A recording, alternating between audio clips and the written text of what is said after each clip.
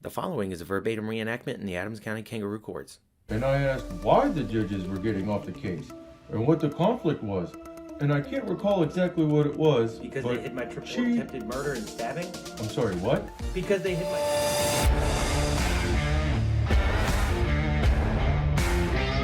I'm sorry, what? Because they hid my triple attempted murder and stabbing, Your Honor, in this courtroom, right here.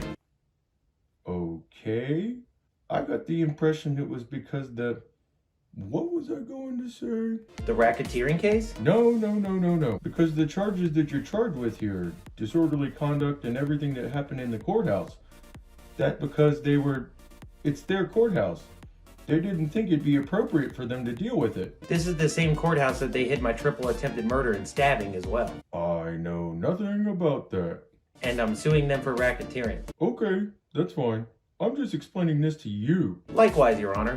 Thank you for giving me the time. So I get a call from the court administrator's office in Adams County. I had gotten the idea from Diane that I was going to have the call that said this case was scheduled for Monday, which was your trial was originally scheduled for the have to be continued, and Judge George shouldn't be doing it because he's off the case. Could I do it? I just worked on the assumption that the order from the Supreme Court had been signed, but it hadn't been.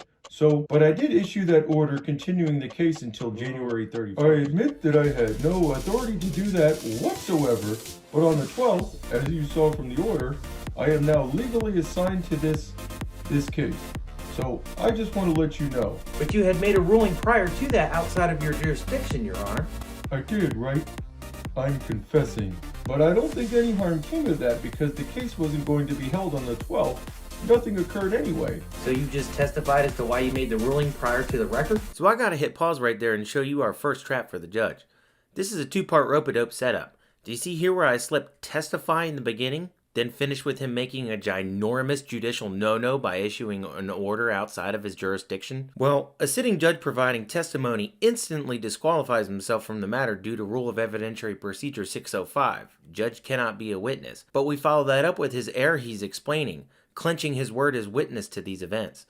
Because I got the call that said Judge George shouldn't be doing it because he's out of the case. So I wrote out the order after actually I was in York at that time. And I had one of the judicial assistants in York to type out the order for me, and I signed it, and then we plopped it down to Adams County. Yes, Your Honor. Thank you. That is your testimony in this matter, which violates Rules of Evidentiary Procedure 605. Judge's competency as a witness. Well, no, I'm not. There's a motion to stay all of these proceedings until a recusal judge hears this. That was testimony. That's in violation of the Rules of Evidentiary Procedure, Rule 605. Well, I don't consider it to be testimony. I asked you if that was testimony and... Maybe I shouldn't have said that. May I ask the court reporter to go back? Well, I believe you that you said that. But that was your testimony, Your Honor. No, it was just that it's not testimony. It's my explanation to this. Right. I think we need to go forward here. I don't think so. I think that instantly disqualifies you from the bench and we have to hold a recusal hearing. That's against the rules of procedure. Rules of Evidentiary Procedure 605. Miss Chris, do you have anything to offer? Your Honor, the Commonwealth avers that the remedy was corrected order that was signed by the Supreme Court assigning you to this case, and you have the proper authority over it. Quite frankly, I think the motions that the defendant has filed in terms of disqualification for Your Honor and for myself are frivolous. Of course, but obviously, that issue, at least on behalf of the Commonwealth, for Your Honor to continue to preside over this case. However, it is clear that the defendant is going to assert that throughout the remainder of this proceeding. That does not address the bench's violation of Rule 605 of evidentiary procedure and the judge's competency as a witness providing testimony.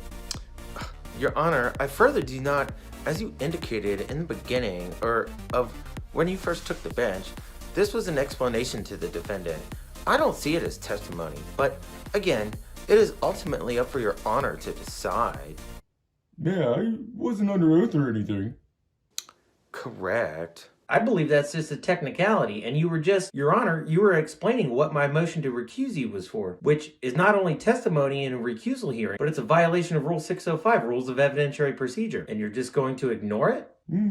I think you're wrong on that, but that's the way it is, so I'm willing to go forward. Are you going to violate Rule 605 of evidentiary procedure? Well, defendant objects and motions for a reconsideration due to everything is headed to we need to hold a recusal hearing before we move forward with any of this, because all the evidence that I'm presenting ties in and explains why I was here that day legally as press, of which you were presiding over for the Ratowski case, which is a case I was here for. Well, not only is she the president of the county bar and suing for slander, but you also presided over the case in finalizing the separation of assets in the divorce, which is why I was here covering the corruption of the Adams County Courthouse.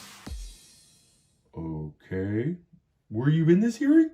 Yes, I was. So we've been following a court case in our courts that highlights more criminal judicial misconduct to seclude me from a public hearing without cause, especially because I'm investigating. Go ahead and challenge our First Amendment rights to cover this trial. Go in here and probably get arrested. I give it a 50-50.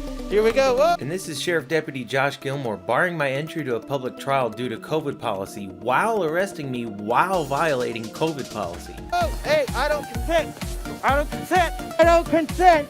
I don't consent. I was telecasting that one where you finalized the divorce, where you authorized someone, the prothonotary, to sign Mr. Ratowski's name. This is Judge Maidenspacher forcing the sale of the family farm by authorizing the prothonotary to sign his name on the deed, giving Mr. Ratowski 1.5 hours to vacate the farm. I was telecasting.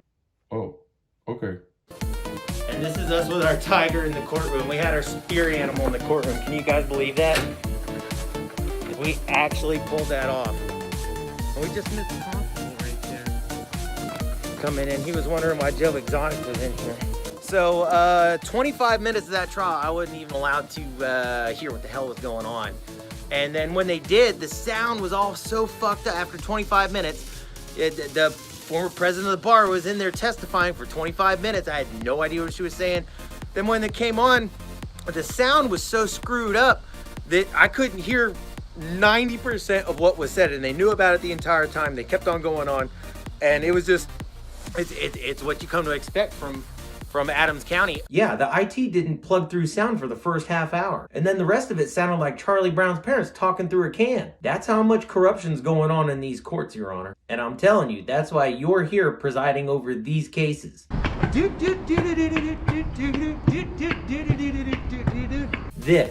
This is disorderly conduct. The guy that stabbed me pled out in this courtroom to disorderly conduct. Really? So how'd you get off for stabbing me? Well, I'm not off. I actually... Yeah. You got off with murder, pulling your pistol on me. Well, I'm sorry. So you're in... Which is the follow-on charge that the Commonwealth has covering the corruption of these courts. That's why I'm here. This entire case is a First Amendment right case. You've read my Triple Lindy pretrial motion to disqualify or dismiss all charges. So I gotta pause right there and explain this Triple Lindy pretrial motions. Linked below, I write up the real estate racket, bank fraud, and bankruptcy fraud perpetrated by the county courts and run it up into the Attorney General's office and into the federal courts. I attached all the evidence as exhibits and served it up to my prosecutor, who's the state attorney general. Go check it out. It's a good read. It's pretty laid out and everything's tied in. And this is not something I'm gonna give up on. Well, that's part of the thing. I have plenty of information on that other case. So I gotta pause right there. He's referring to the real estate fraud in the Ratowski divorce. He got this case from Master Judge John D. Kunobi, who, in his refuse to recuse order, authors Chapter D, 4 pages on my coverage of this corruption. This is why this puppet Judge Maidenspacher got assigned this case. He knows all about it. And I'll be quite frank, if I had known that there is a tie-in between that case and your case, I never would have accepted this case. So would you therefore please recuse yourself, sir? I think give me a 10-minute recess.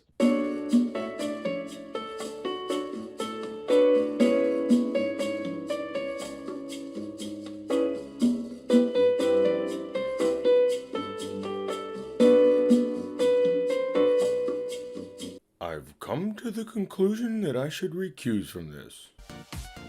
I'm sorry, sir? Okay. I'm sure you're not happy with this, Mrs. Chris. I'm not, Your Honor, but it's ultimately the court's decision.